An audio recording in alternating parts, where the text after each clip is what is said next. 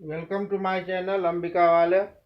चलिए बच्चों, आज मैं 4.3 एक्सरसाइज 4.3 एक्सरसाइज शुरू करता हूँ। और देखिए, इसमें क्वेश्चन है कि draw the graph of each of the following linear equation in two variable. यानी कि नीचे जो क्वेश्चन दिए हुए हैं, ये मैं क्वेश्चन नंबर 1 का फर्स्ट पार्ट आपको बना के दिखाता हूँ। यह है कि x plus y equal to 4, ये इक्वेशन है। इस इक्वेशन का लीनियर इक्वेशन जो टू वेरिएबल्स में है, इससे आपको ग्राफ खींचना है। तो ग्राफ खींचने के लिए आपको कम से कम x और y की तीन तीन वैल्यू निकालनी पड़ेगी और फिर उसे ग्राफ पे रखना होगा। तो हम तीन वैल्यू निकाल के आपको दिखाते हैं। इसके लिए आप ऐसे यहाँ बॉक्स बना लीजिए, तीन वैल्यू वाला x और y के साथ। ये पेपर में अक्सर रहता है, ये इम्पोर्टेंट क्वेश्चन भी है। आप इसको तोड़ दीजिए। देन x बराबर 4 माइनस वाई, आप ऐसे लिख सकते हैं। और बारी बारी से x और y की अलग अलग वैल्यू पुट करिए। किसी की वैल्यू कुछ भी रख सकते हैं, लेकिन आप नंबर समझ के, सही से समझ के, छोटे अंकों में, बड़े अंकों में उसको, सवाल को ढंग से समझ के आप रखिए, ताकि आपका ग्राफ आसानी से बन सके। तो मैं एक बार y की वैल्यू यहाँ 0 मान लेता हूँ। Let y equal to 0। Then आप इस फॉर्मूले पे, ये इक्वेशन पे रखिए, x equal to 4 minus 0 equal to 4। ठीक है, तो ये आ जाएगा 4। अब y की वैल्यू 1 ले लीजिए। y की वैल्यू जब आप 1 लेते हैं, then y equal to 1, put the value, यानी कि x equal to 4 minus 1 equal to 3। तो आप देख रहे हैं x की वैल्यू 3 आ गई। अब की बार y की वैल्यू 2 ले लीजिए। Then y equal to 2, put the value, then x equal to 4 minus 2 equal to 2। तो आपको x की वैल्यू 2 निकली। अब आप देख रहे हैं x की आपकी सारी वैल्यू प्लस की है, y का भी सारा वैल्यू प्लस में है। तो आप पूरा ऐसे ग्राफ बनाने की जरूरत नहीं है। कौन कौन से तरफ के पार्ट का यूज हो रहा है, उसी को लेके आप ग्राफ खींच सकते हैं। यानी x का भी प्लस लेना है, y का भी प्लस लेना है। तो x का ये हिस्सा प्लस है, इसको मिटा दीजिए। y का ये हिस्सा प्लस है, ये मिटा सकते हैं, इधर वाला ले सकते हैं। तो आप ऐसे ग्राफ खींच के इसको प्रोडक्ट करिए। मैं आपको यही बना के दिखाता हूँ। x 0 y 1 2 3 and 4, 1 2 3 and 4। x के लिए 4 है, तो y के लिए 0। x वाली लाइन पे हर जगह y के लिए 0 होता है, जबकि अलग अलग जगह पर x की अलग अलग वैल्यू होगी। तो 4 हम यहाँ के लिए ले लिए, x के लिए, और y के लिए 0 यही होगा। इसी को कवर कर लिए। अब x के लिए 3, तो y के लिए 1। अब 1 से इधर की ओर आइए, मूव करिए। 3 से आप यहाँ मूव करिए। ये आपका बिंदु मिल गया, पॉइंट। ये क्या है, 3 एंड 1। ये था आपका 4 एंड 0। अब x के लिए 2 और y के लिए भी 2। तो अब 2 से ऊपर आइए, यहाँ से भी इधर आइए, ये पॉइंट मिल गया, और इसको ऐसे मिला लीजिए। और इस तरीके से ये तीनों निश्चित रूप से जब आप स्केल रखेंगे तो एक स्ट्रेट लाइन में आपको शो करेगा, दिखेगा।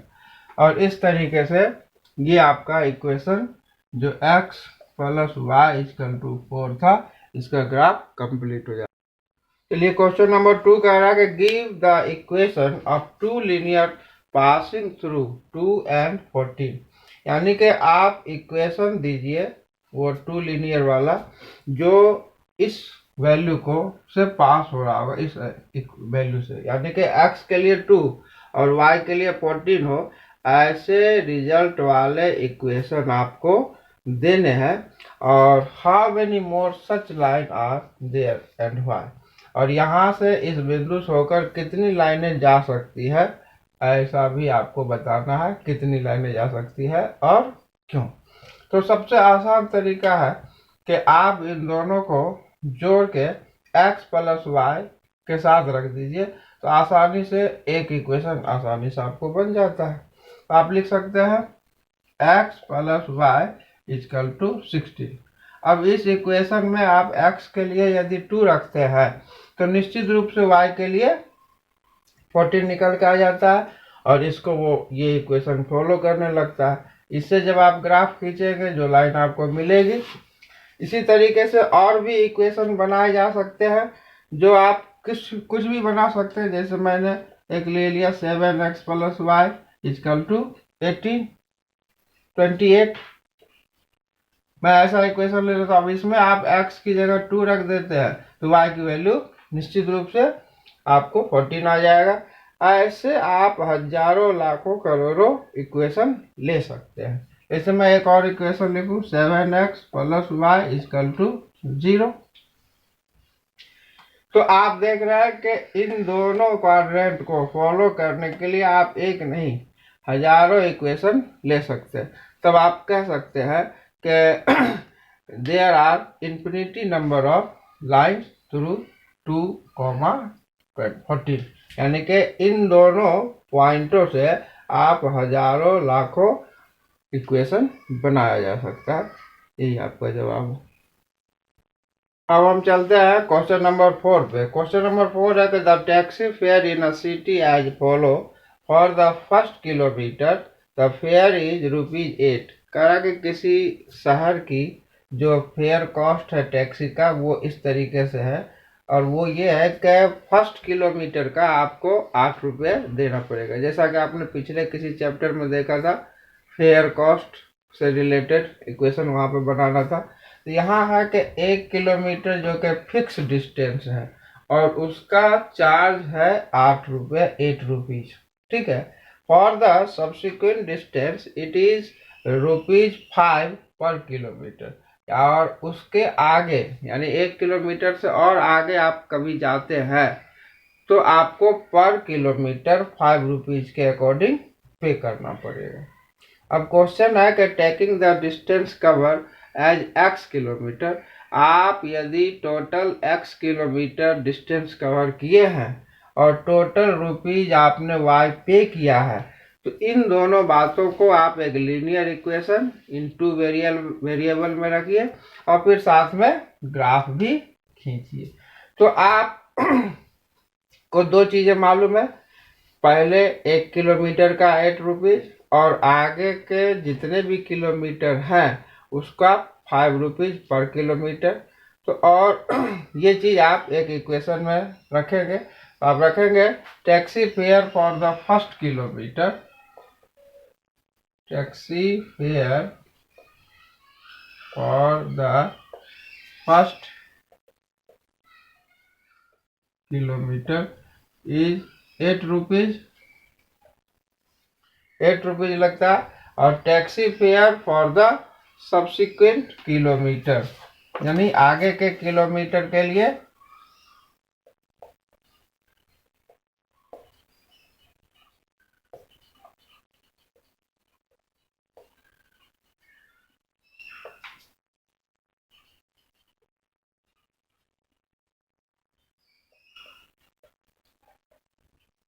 ₹5, यानी कि पहले किलोमीटर का ₹8 है और आगे के किलोमीटर के लिए ₹5 पर किलोमीटर है। अब टोटल फेयर आप दे रहे हैं y। Total fare equal to ₹, और टोटल डिस्टेंस आप कवर कर रहे हैं, डिस्टेंस आप कवर कर रहे हैं x। अब इनको आप एक ग्राफ में रखें। इससे पहले आप इसका इक्वेशन बनाइए। तो अकॉर्डिंग टू क्वेश्चन आप कितना पे कर रहे हैं ₹y। इस ₹y में फिक्स चार्ज का भी होगा और पर किलोमीटर का भी होगा। तो फिक्स चार्ज कितना ₹8 देना पड़ा होगा। ₹8 ये x किलोमीटर में ही इंक्लूड है, यानी कि आगे का जो किलोमीटर है वो x-1 किलोमीटर होगा, जिसका पे आपको 5 रुपीज के अकॉर्डिंग करना पड़ रहा होगा, और ये दोनों मिल के y रुपीज के इक्विवेलेंट होगा। समझ में आया? अब आप इसको सही कर दीजिए, 5x-5 then y equal to 5x+3। ये आपको मिल गया लीनियर इक्वेशन इन 2 वेरिएबल। अब आप यहाँ ग्राफ बना लीजिए इसका। ग्राफ के लिए आपको मैंने पहले बताया था कि कम से कम आपके पास 3 वैल्यू होनी चाहिए। आप बारी बारी से x या y की कुछ भी वैल्यू मानिए, और x की मानेंगे तो y का वैल्यू निकल के आएगा, y की मानते हैं तो x का निकलेगा। हम बारी बारी से यहाँ x के लिए मान लेते हैं x equal to 0, put the value of, then इस इक्वेशन में रखिए y equal to 5 into 0 plus 3, so y equal to 3।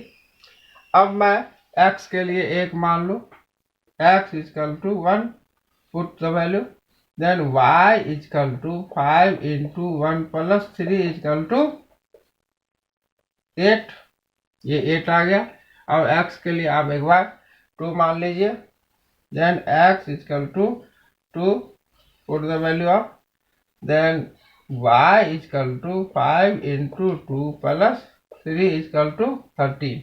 अब देखिए आपने 3 वैल्यू निकाल लिया, और जैसे आपने पहले वाले सवाल में अब इसी चीज को ग्राफ पे रखे थे, इसे भी आप ग्राफ के हिस्से में रख दीजिए। ग्राफ आपका इस तरीके से बनेगा x और y के रूप में, क्योंकि सारी वैल्यू x और y की आपकी प्लस में है। अब आप इस पे रख दीजिए, आसानी से बन जाएगा।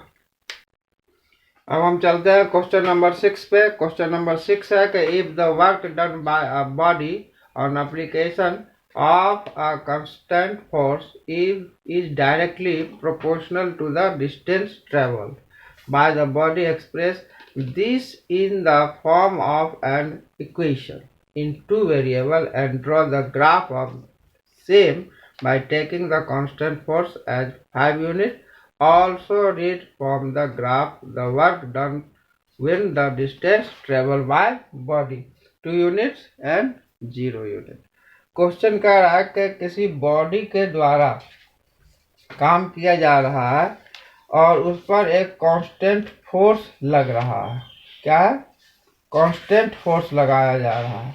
अच्छा, जो कांस्टेंट फोर्स लगाया जा रहा है, हाँ, तो वो ऑब्जेक्ट जो डिस्टेंस कवर कर रहा है वो उसका अनुक्रमानुपाती है।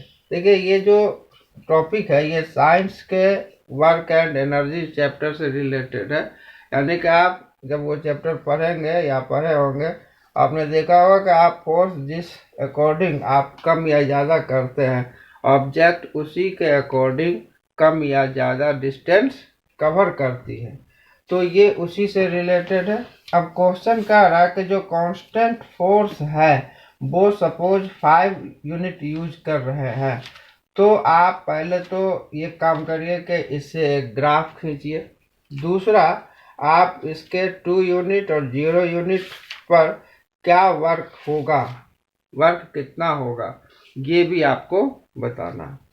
तो आपको मालूम है कि वर्क जो है वो डिस्टेंस पर डिपेंड करता है और उस पर लगने वाले फोर्स पर डिपेंड करता है।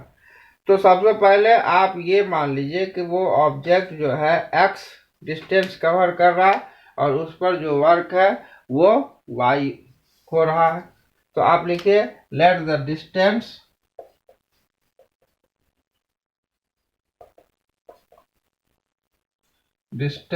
B x and work done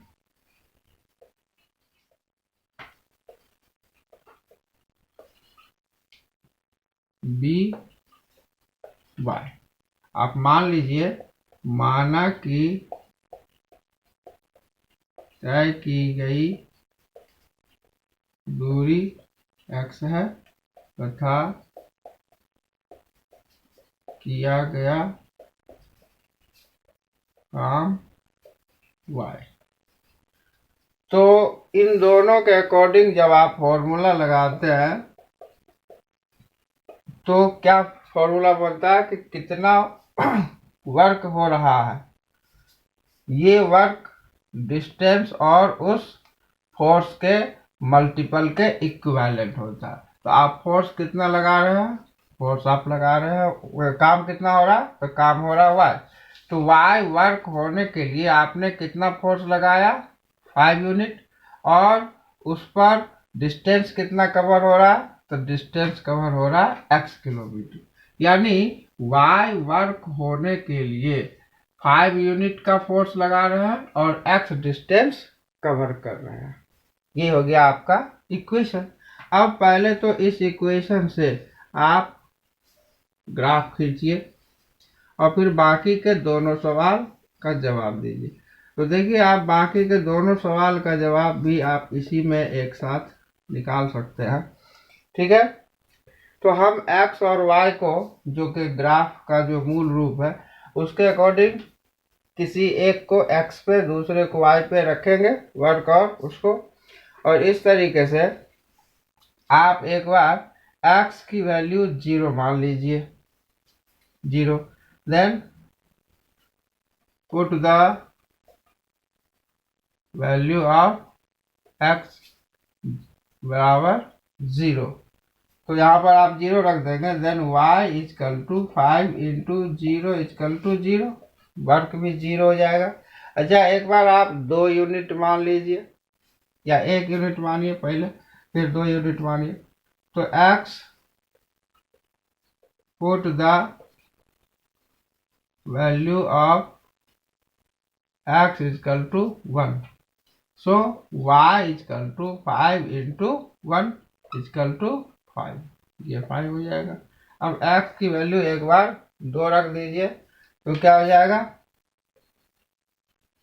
put the value of x equal to 2, so y equal to 5 into 2 equal to 10, y की वैल्यू 10 आ गई। अब इन्हीं तीनों ग्राफ रिसर्चों को आप जो है ग्राफ पे यूं रख दीजिए, x और y पे, क्योंकि आपका ये तीनों प्लस में वैल्यू दिया हुआ है। आप इधर से वैल्यू रख दीजिए, ग्राफ खींच दीजिए।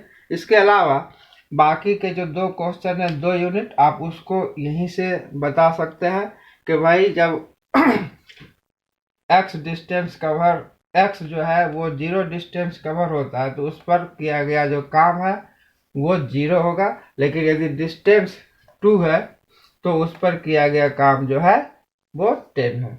इस तरीके से बाकी के दोनों जवाब भी आप यहीं से बता सकते हैं। चलिए, अब हम क्वेश्चन नंबर 8 पे चलते हैं। ये बहुत इंपॉर्टेंट है। क्वेश्चन है कि in countries like USA and Canada temperature in measure in Fahrenheit.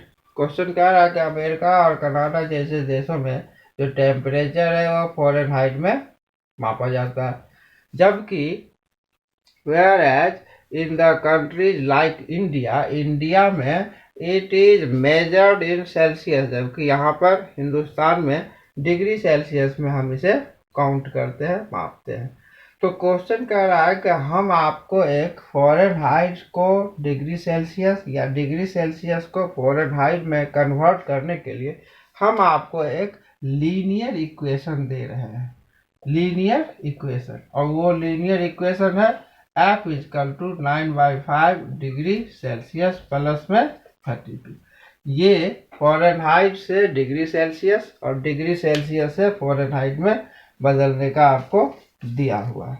तो आप तो सबसे पहले करना क्या है, इसमें 5 क्वेश्चन वैसे दिए हुए हैं। क्वेश्चन नंबर 1 कह रहा है कि draw the graph of the linear equation एवं using Celsius for x axis for and Fahrenheit for y axis. यानी कि आप एक ग्राफ खींचिए इस लीनियर इक्वेशन से, जिसमें x एक्सेस पर डिग्री सेल्सियस को रखिए और फॉरेनहाइट को y एक्सेस पर रखिए। आपको पता है कि ग्राफ खींचने के लिए आपको मिनिमम 3 वैल्यू निकालने चाहिए। तो मैं आपको पहले ये टेबल बना लेता हूँ x और y का।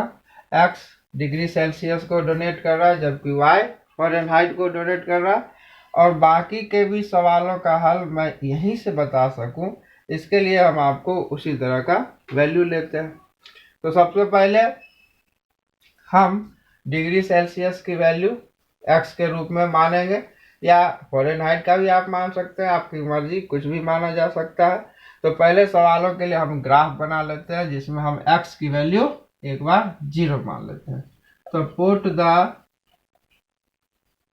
Value of x equal to 0, so f equal to 9/5 into 0 plus 32। So ये सब कट जाएगा और बच जाएगा 32, यानी y की वैल्यू 32 आ गई। इसके बाद हम एक बार x की वैल्यू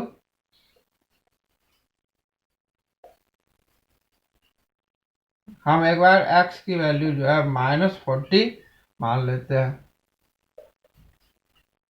तो देखिए -40 मानने पे क्या आता है, y की वैल्यू, यानी कि f क्या निकलता है, 9/5 इंटू -40 प्लस में 32, 8 राउंड में, f equal to 72 plus 32 equal to minus का 40। दोनों स्थिति में -40 आ रहा। एक बार मैं x की वैल्यू 10 ले लेता हूँ, देन पुट द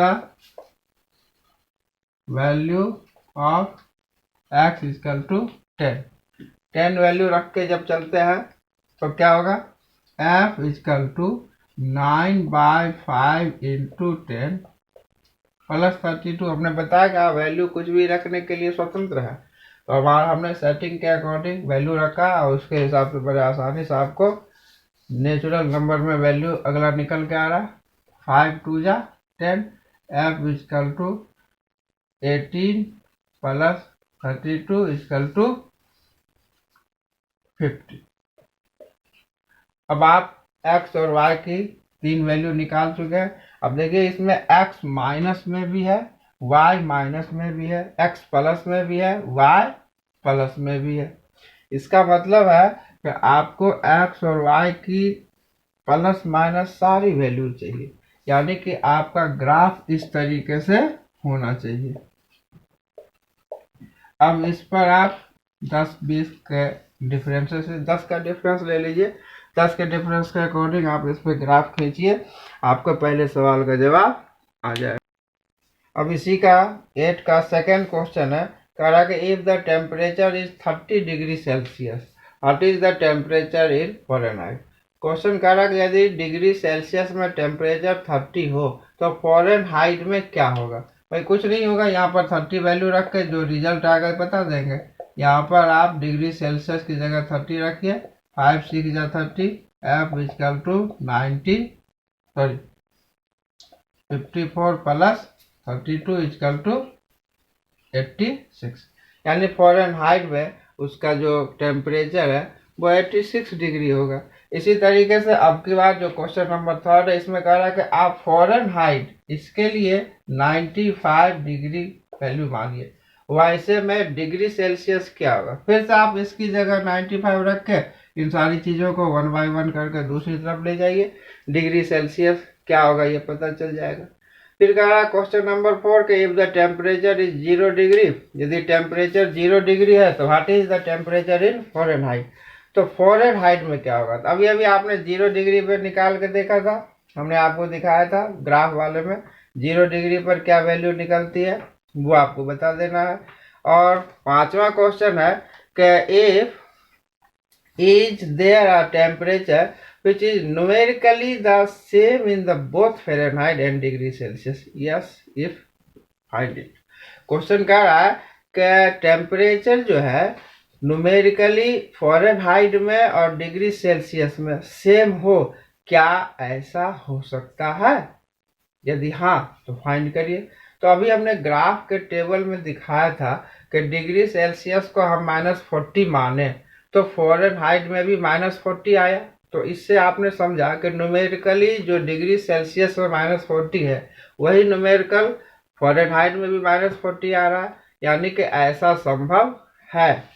कब, एक ही ऐसी स्थिति है जिसमें डिग्री सेल्सियस और फ़ारेनहाइट इक्वल हो सकता है, और वो डिग्री है -40 डिग्री। तो इस पांचवें सवाल का जवाब हो जाता है -40 डिग्री। अब आपको लेके चल रहा हूं मैं एक्सरसाइज 4.4 पे। एक्सरसाइज 4.4 में भी आपको ग्राफ बनाने के लिए कह रहा है, लेकिन जरा सवाल देखिए, कह रहा है कि give the geometric representation of y equal to 3 as an equation.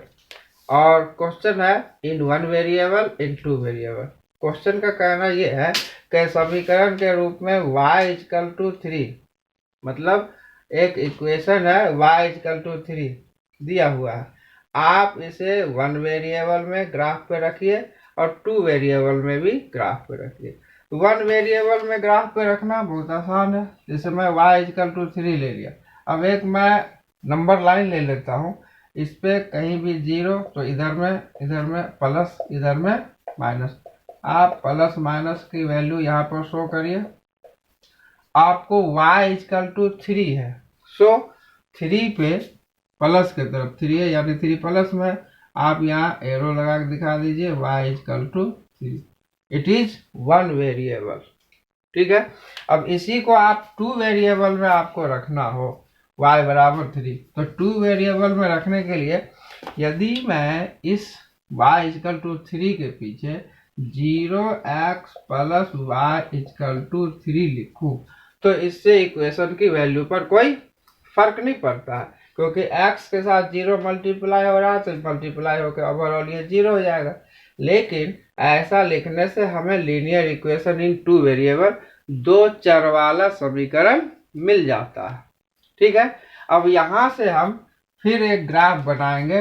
Graph बनाने के लिए फिर से वही हमें एक ऐसा बॉक्स बना लेना होगा, और इस पर कम से कम 3 वैल्यू ले लेते हैं। इसमें आप बारी बारी से x की वैल्यू फाइंड करिए। मानिए तो x की वैल्यू यदि आप एक बार 0 मान लेते हैं, x equal to 0, put the value 0 into 0 plus y equal to 3, यानी कि y इक्वल टू 3 हो जाएगा। अब x की वैल्यू आप एक रख लेते हैं, x इक्वल टू 1, तो 0 into 1 plus y equal to 3, ये ओवरऑल 0 हो जाएगा। फिर से y की वैल्यू 3, इसी तरह x की वैल्यू 2 मान लीजिए, x equal to 2, put the value, then x यहाँ पर वैल्यू रखिए 0 into 2 plus y equal to 3, यानी y की वैल्यू अब भी 3 रहेगी। अब आप इसे एक ग्राफ पर शो करिए। ग्राफ पर शो करने के लिए ये आपका x एक्सेस है, ये y एक्सेस है, 0 1 2 3, 0 1 2 1 2 3 एंड 4, कुछ भी आप लिख सकते हैं, ठीक है। अब देखिए आपको जो वैल्यू यहाँ से मिला रखते जाइए, x की 0 तो y की 3, तो y का 3 ये रहा आपका। अब x की 1 तो y की 3, अब 1 और 3 के साथ जाएंगे तो मेरे ख्याल से ये चीज आएगा। x की 2 तो y की 3, x की 2 तो y की 3, फिर से यहाँ आ जाएगा, और ये इस तरीके से एक स्ट्रेट लाइन बनाएगा। और यही है आपका टू वेरिएबल के लिए ग्राफ, ठीक। इसी के साथ मैं ये चैप्टर यही समाप्त करता हूँ। अगर आप लोगों को यह वीडियो पसंद आए तो कृपया लाइक, सब्सक्राइब और शेयर अवश्य करें। किसी प्रकार का कमेंट्स आप कमेंट्स बॉक्स में जरूर लिखें। थैंक्स फॉर वॉचिंग, धन्यवाद।